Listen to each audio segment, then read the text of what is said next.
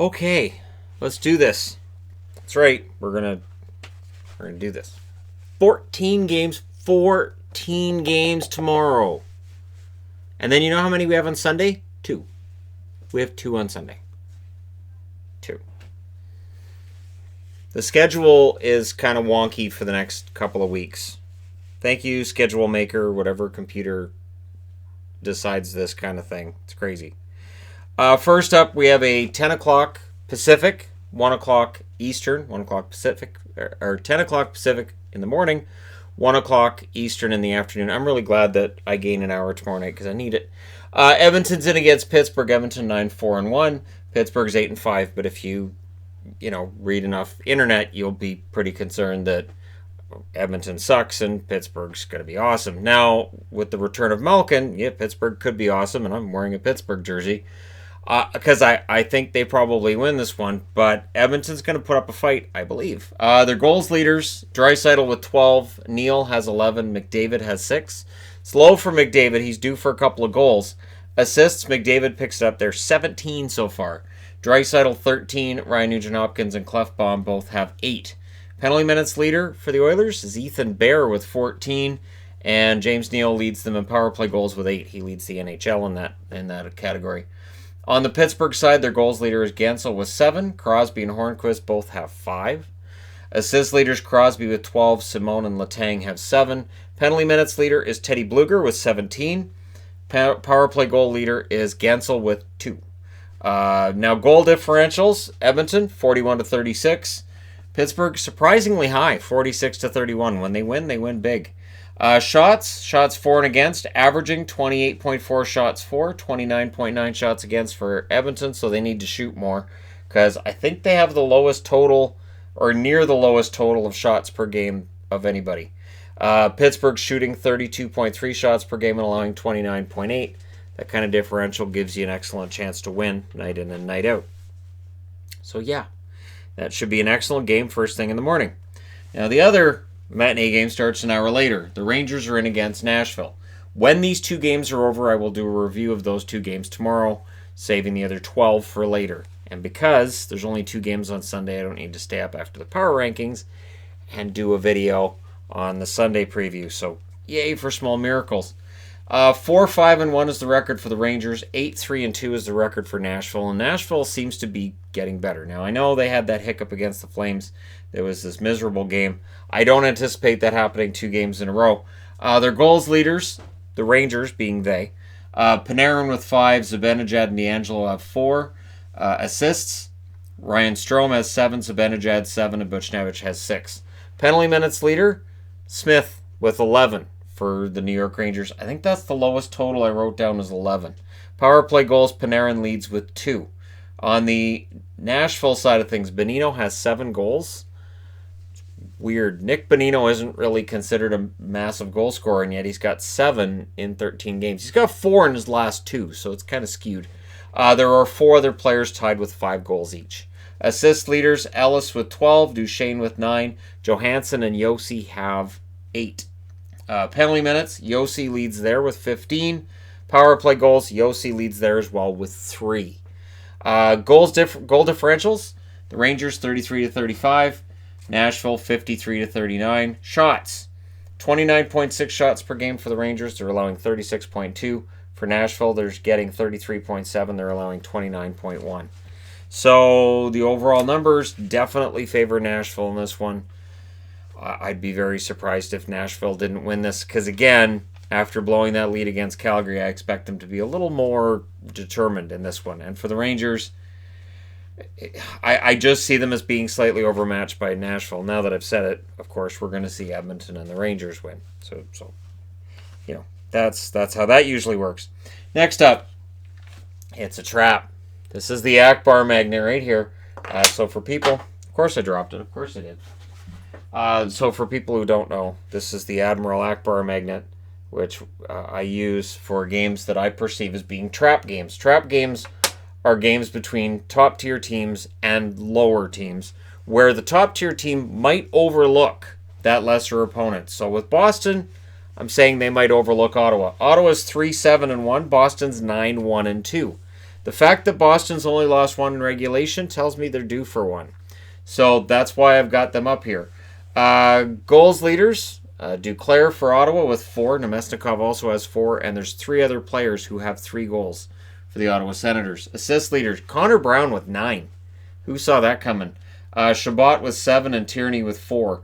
Penalty minutes leader, we saw this coming. Borowiecki with 16. Power play goals, they have 2 for the season in 11 games. Ennis and Tierney have the power play goals. That's it for the Senators. On the Boston side of things, their power play running a little bit better. Pasternak, 12 goals. Marchand, 7 goals. Bergeron, 5 goals. Those are all together. That's not power play. We'll get to the power play. Assist leaders, Marchand with 14, Pasternak with 12, and Krug with 8. Penalty minutes leader is Marchand with 22. When people say Marchand gets away with everything, I point out the number of number of penalty minutes he gets. 22 penalty minutes in 12 games tells me pretty much once a game on average he doesn't get away with everything. Pasta has 7 power play goals for the Boston Bruins this year. He's been amazing, and in the game where he didn't get a goal, he had 5 assists. So pretty decent start for Pasta with 24 points in 12 games. I don't think he's going to score 164 points, but it's been pretty impressive. Goal differentials, I'm surprised Ottawa's isn't worse. They've scored 29, they've allowed 36. Their shots, 31.14, 35 against. That 35 against is way too high. That has to come down. I don't think it will. Boston is outscoring their opponents 41-24 on average, so 17 more goals scored this year than they've allowed. They are taking 33.9 shots per game and allowing 30.3. All of the numbers for Boston look pretty solid. All right, moving along. Islanders in against the Buffalo Sabres. The Islanders are now 9-3. Remember when they were 1-3? They don't. Buffalo is now 9-3-2. Remember when Buffalo looked unbeatable? Tonight they looked very beatable. So Buffalo has no time to mope and worry about it because they got the hottest team in the league coming in now in the Islanders. And this is that big test that we needed for the Buffalo Sabres to see kind of where they stand this year. Goals leaders. Barzal for the Islanders with 6. Lee and Bailey have 5. It is really scoring by committee with the Islanders. Assists, Taves, Bailey, Nelson, Boychuk. They all have 6 assists. Penalty minutes leaders, Ross Johnston with 19. Power play goals, they only have 5 this year, and it's 5 different goal scorers. So again, it's a melting pot of different players, and good luck shutting everything down. On the Buffalo side, Skinner has 7 goals, Eichel has 7 goals, and Olofsson's been stuck on 6 for a while. Assist leaders, Dahlin with 10, Eichel with 10, and Reinhart with 6. Penalty minutes, Okposo leads with 16. Power play goals, Olofsson still your leader with 6. Again, their power plays calmed down and quieted down, and it's not a coincidence that Olofsson's scoring has dropped off at the same time because Olofsson is their power play sniper, and he was Rookie of the Month for October. So, yeah, that is not nothing. Goal differentials, the Islanders 38 goals for, 29 goals against. They're winning a lot of games by 1 or 2 goals. Buffalo 44-38. It's a lower goal differential than you would expect with Buffalo, but today really changed that pretty dramatically.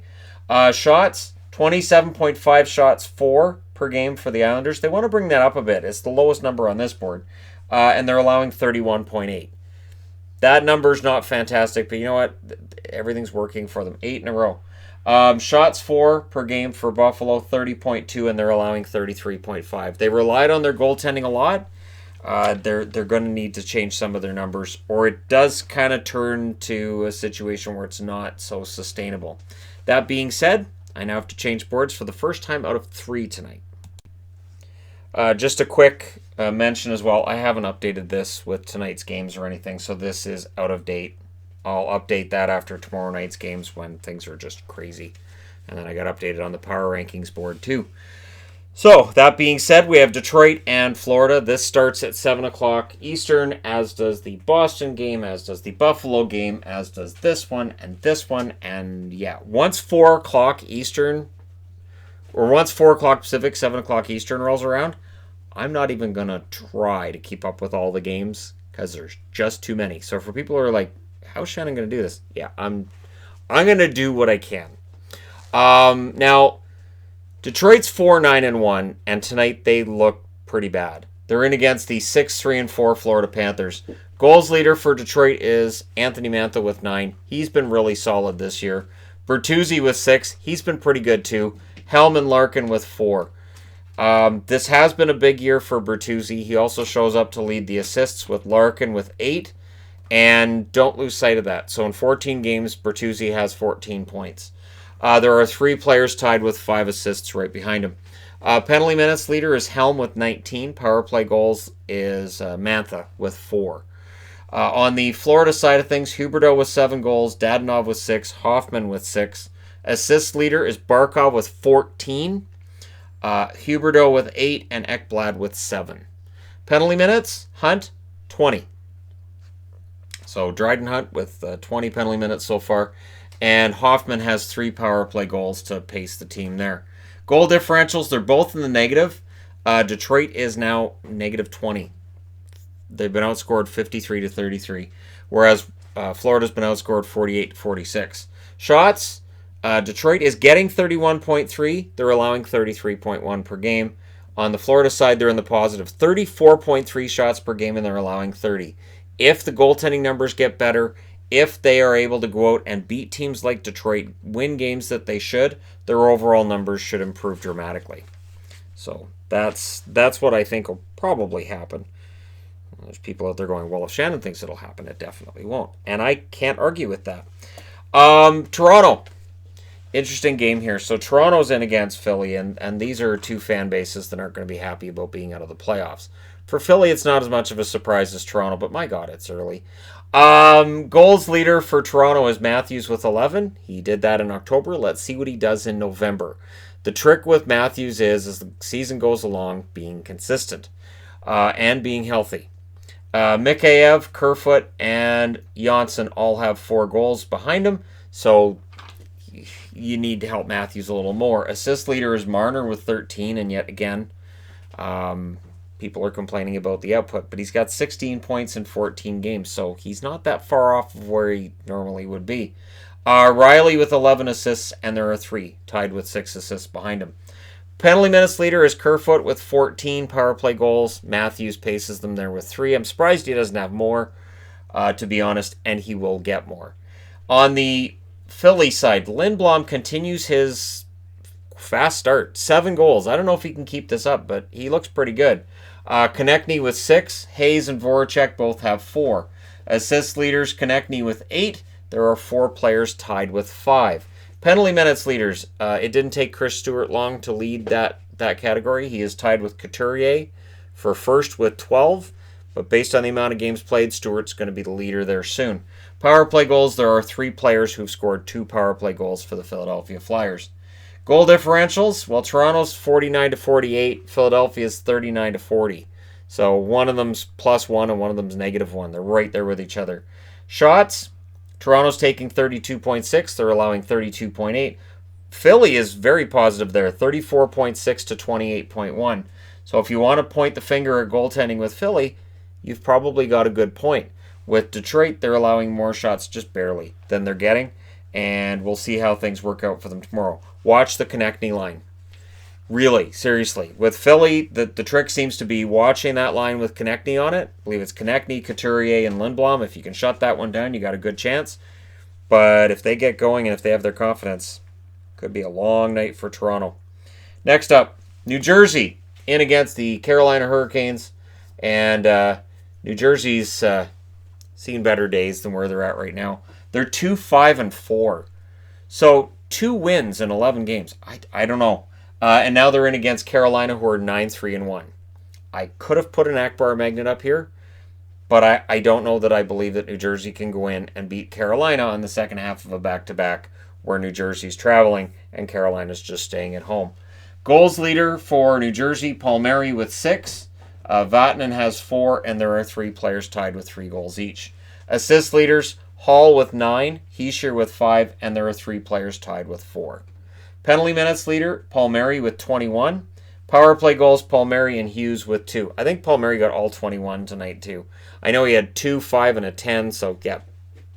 He had 17 tonight out of the 21. So basically, he's number one because of tonight's instigator. Instigator fighting in a game misconduct. So that's 2, 5, and 10. On the Carolina side, Haula has 7 goals. Hamilton and Svechnikov with 6. Svechnikov's goals are all highlight reel. Assist leaders, Hamilton with 10. He's been fantastic. Teravainen, Slavin, and Svechnikov all have 8. Penalty minutes leader is Edmondson with 15. Power play goals, Haula leads there with 3. Goal differentials, New Jersey scored 31. They've allowed 44.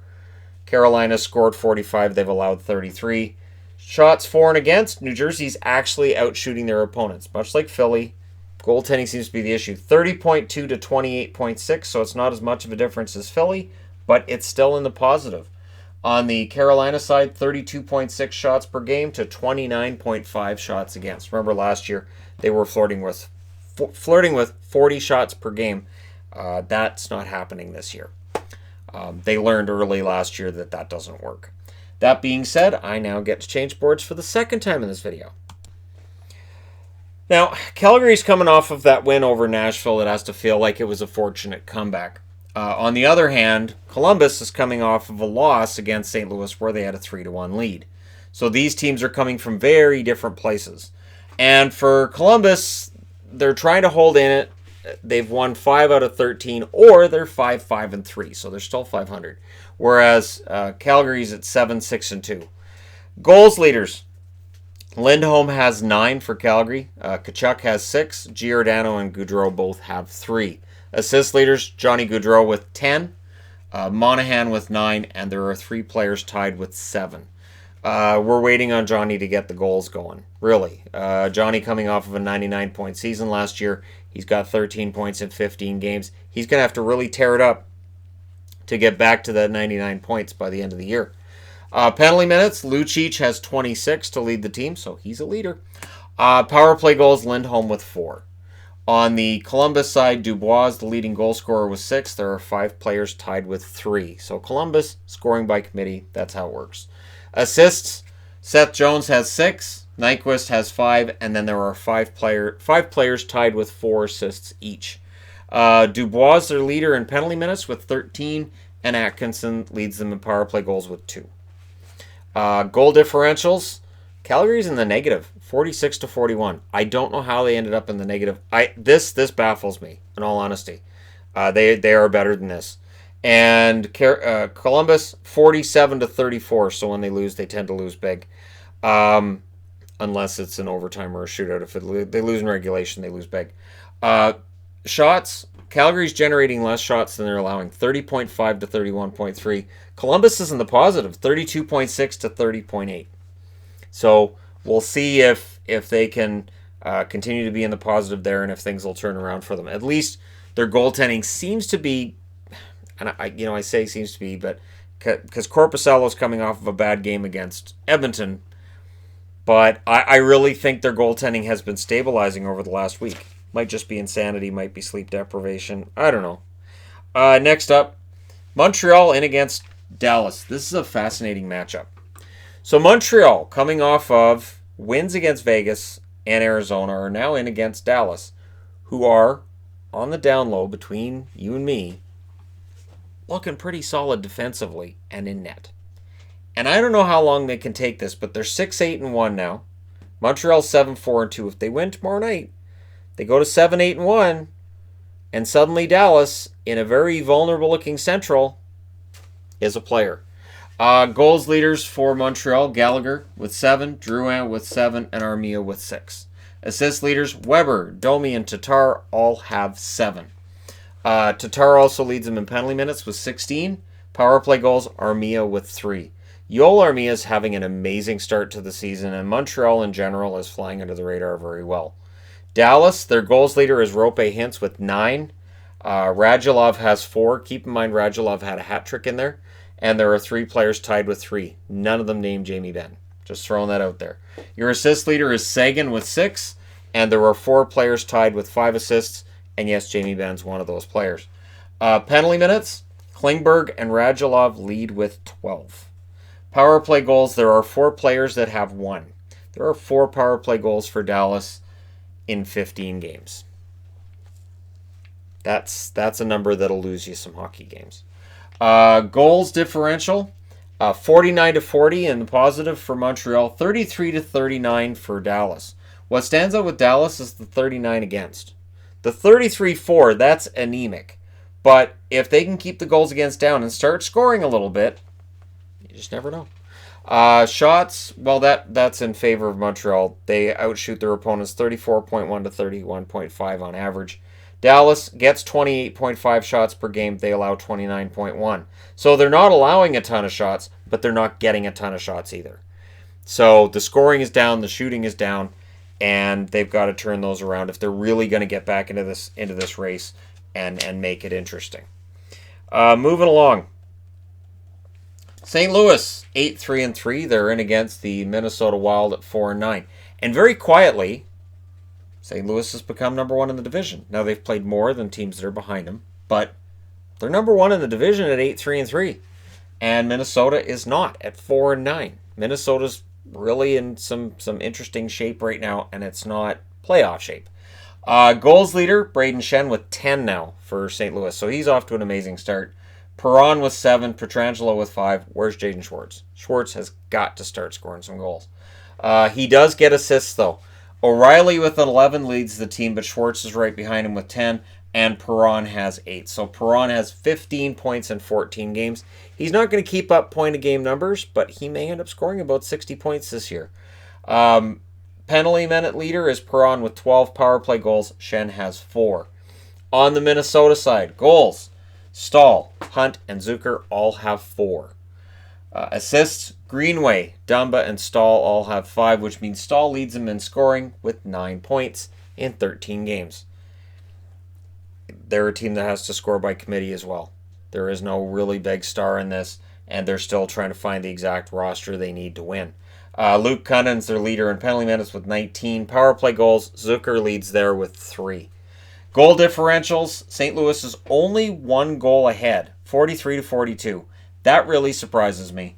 Whereas Minnesota, 30 goals for, 45 goals against. That sounds about right. I've watched a lot of their games. Shots, St. Louis has been outshot, 30.6 to 28.6. So that's kind of surprising that they're allowing 2 more shots per game on average than they're getting.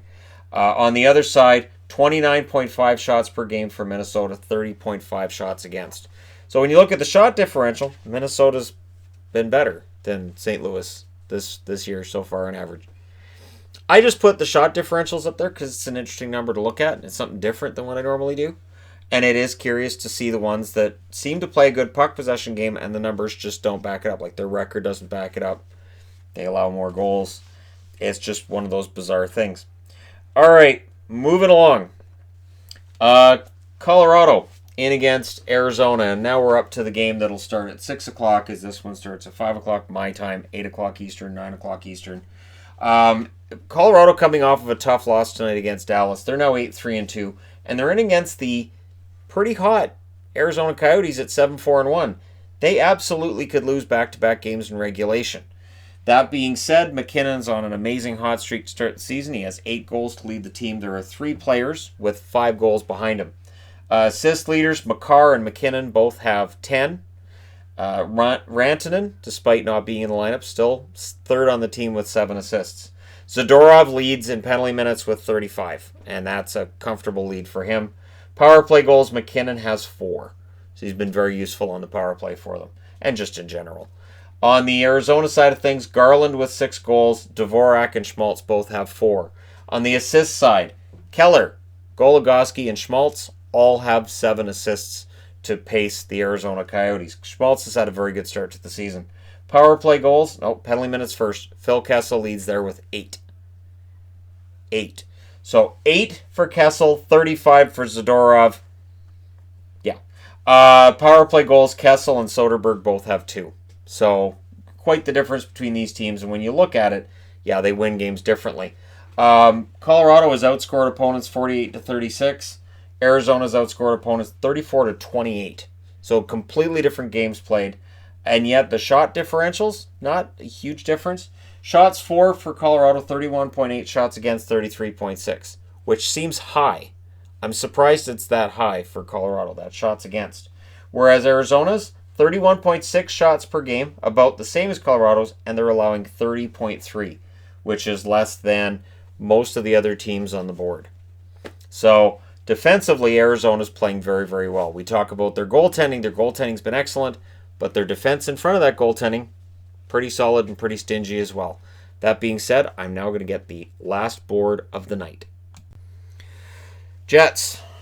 The Winnipeg Jets in against Vegas. So the Jets coming off of winning a game they probably shouldn't have in San Jose. Now they get to win against the Vegas Knights. Now they're 7-7. Getting above 500 would sure look nice for Winnipeg, but that's going to be a challenge because Vegas at 8-5-1, they're coming off of a loss that stung. And so they may be playing another angry team tomorrow night like they did tonight. Goals leaders, Ehlers with 7 for Winnipeg. And I'm glad that everybody's picking up on just how solid Nick Ehlers has been this year. I've trumpeted his cause from the first game of the year and how excellent he's looked in every game. So I'm glad that people are picking up on it. Wheeler with 5, Connor and Scheifele both have 4. Assist leaders, Laine, who's missed some action and they miss him. 10 assists, Scheifele 10 assists, Morrissey and Ehlers with 7. But more importantly, Laine, when he comes back healthy, which I hope is sometime this coming week, he starts getting the goals as well. Because the 3 goals, they could use some more goals from him. Penalty minutes leader, Kulikov with 8. Power play goals, there's 3 players tied with 2 for the team lead. On the Vegas side of things, their goals leader is Stone, Smith, Stastny. So the 3 S's. Stone, 8. Smith, 7. Stastny, 5. Assists, Pacioretty leads there with 10. He's only got 2 goals this year, which seems really low. Stone with 9 and Carlson with 8. It really hasn't adversely affected the team. Penalty minutes leaders, McNabb with 22. Power play goals, Stastny has 4. Goal differentials, Winnipeg, 37 for, 46 against. So that 500 record, honestly, they're kind of lucky to be there with that kind of goal differential. Vegas, 44-41. Shots, Winnipeg's taking 32.6. They're allowing a kind of too high 34.3, but most of those I think were from tonight. I think they allowed 146 against San Jose tonight. It felt like it.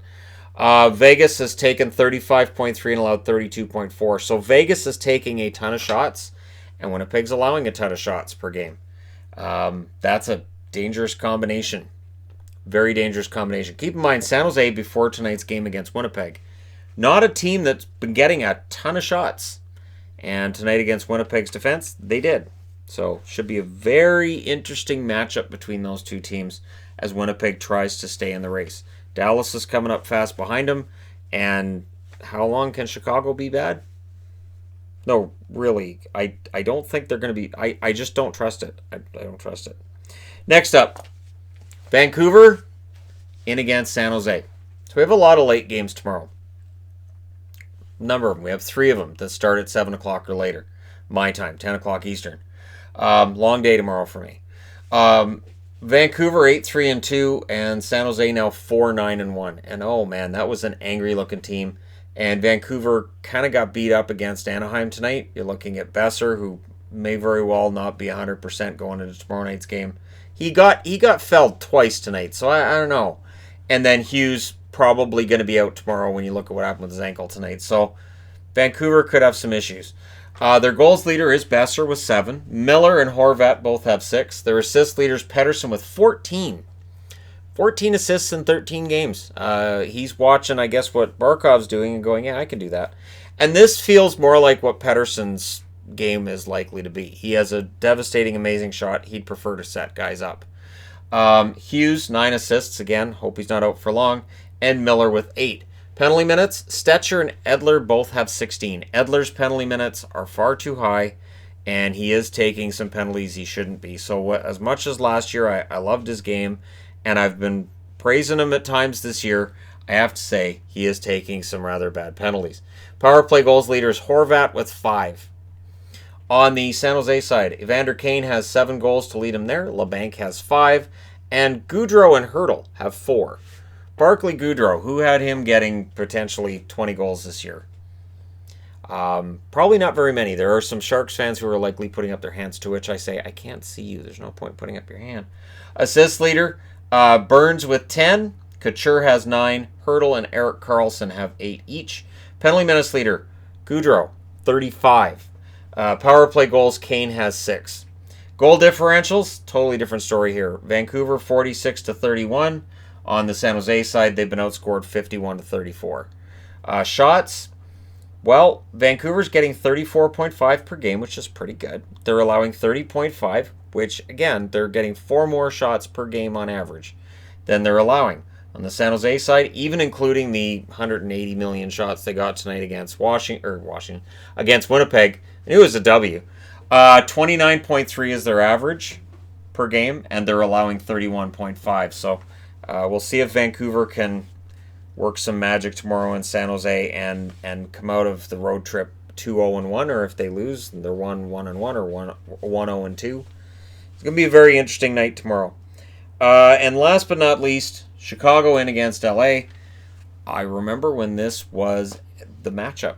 These were the 2 best teams in the West. You had Kopitar and Doughty on one side. You had Keith and Kane on the other. And they're all still there. Quick's still in net. Could be Crawford tomorrow night. Everybody's still there. And yet, Chicago's 3-6-2. LA's 4-9. It is that cyclical thing with hockey where great team one day, and the next, you may not be. And that's kind of how it feels. Like Chicago went from fantastic to not a playoff team, and LA went from pretty fantastic to not a playoff team. Although, LA wasn't a fantastic regular season team even in their Stanley Cup years. Goals leader for Chicago, there are 5 players tied with 3. They need more goals. Assists, Kane leads there with 6. Kane has 9 points so far in 11 games. They need more from everybody. So I'm not going to get mad at Kane. Kane's their leading scorer, but it's emblematic of the fact that there's not enough scoring. Taves with 2 points really stands out. There are 4 players tied with 4 assists.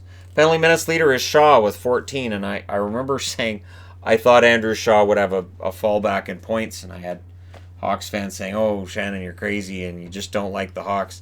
And I looked, and I think Shaw has 2 goals and 1 assist in 11 games so far, so he's going to fall back. Power play goals to Brinkett with 2. So everything for Chicago needs to pick up. It will, even Shaw. I still think Shaw ends up with 15, 20 goals probably this year. Just not going to score on the pace that he did last year with Montreal. On the LA side of things, Kopitar and Carter have 4 goals. There are 5 players tied with 3. They need more goals. Assist leader is Kopitar with 9, Doughty with 6, Martinez and Kovalchuk each have 5. Penalty minutes leader is McDermott with 13. That's only in 6 games. Doughty's their power play goal leader with 2. Goal differentials are both in the negative. Chicago's been outscored 33-25. LA's been outscored by 20, 54-34. Yeah, so when I talked about how Ottawa's goal differential isn't that bad, this is why it stands out to me, because there are some that are really bad, like San Jose's and LA's. Remember, California used to be where all the good teams were. Shots, 30.5 per game for Chicago, which is respectable, but they're allowing 34.5. So they're an opposite of Vancouver's shot totals. LA, their shots tell you they should be winning.